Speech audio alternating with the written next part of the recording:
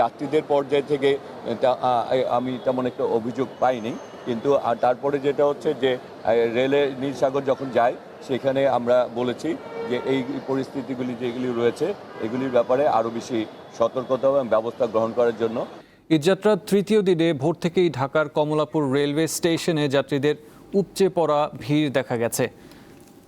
সেই সঙ্গে কয়েকটি ট্রেনের যাত্রা বিলম্বের কারণে ভোগান্তির কথা জানান যাত্রীরা। স্টেশন মাস্টারের দেওয়া তথ্য অনুযায়ী এই পর্যন্ত যাত্রা বিলম্ব ঘটেছে নীলসাগর, একতা ও পঞ্চগড় এক্সপ্রেস ট্রেনের।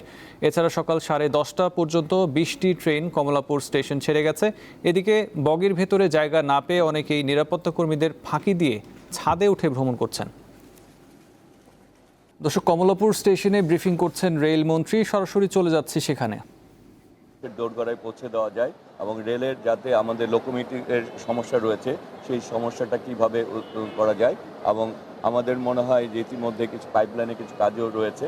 এখন পিরিয়ড হোক রেগুলার বা হেভি, প্রয়োজন মতো কনফিডেন্স আছে রেডি। Play with confidence. সেগুলি সম্পূর্ণ হলে আমরা আরো কিছু সমস্যার সমাধান হবে, আমরা কাজ করে চলছি। এখানে যদি কোনো প্রাণহানি হয় সরকারের দায় নেবে কিনা? আরেকটা বিষয় হচ্ছে এবার যে এত উচ্চে পড়া ভিড় বেড়ে হলো, সরকার কি প্রস্তুত ছিল না গত বছরের মতো? এটা সরকারের ব্যর্থতা কিনা?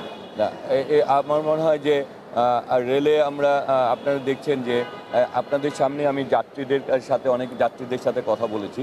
যাত্রীদের পর্যায় থেকে আমি তেমন একটা অভিযোগ পাইনি, কিন্তু তারপরে যেটা হচ্ছে যে রেলে নীলসাগর যখন যায় সেখানে আমরা বলেছি যে এই পরিস্থিতিগুলি যেগুলি রয়েছে এগুলির ব্যাপারে আরও বেশি সতর্কতা এবং ব্যবস্থা গ্রহণ করার জন্য। কারণ হচ্ছে যে কোনো আমরা যেহেতু সরকারে রয়েছি, যে কোনো দুর্ঘটনা ঘটলেই এর দায়িত্ব আমাদের কাঁধে আসবে, এটা স্বাভাবিক, তাই না? সুতরাং আমাদের দায়িত্ব হচ্ছে সেবাটাকে সর্বোচ্চ সুনিশ্চিত করা। সেই ক্ষেত্রে যেখানেই কোনো অব্যবস্থাপনা হবে আমরা কর্তৃপক্ষকে বলেছি সেটি যাতে ব্যবস্থা গ্রহণ করা হয়। ধন্যবাদ। ঠিক আছে, ভালো থাকেন সবাই। ঠিক আছে, আসসালামু আলাইকুম।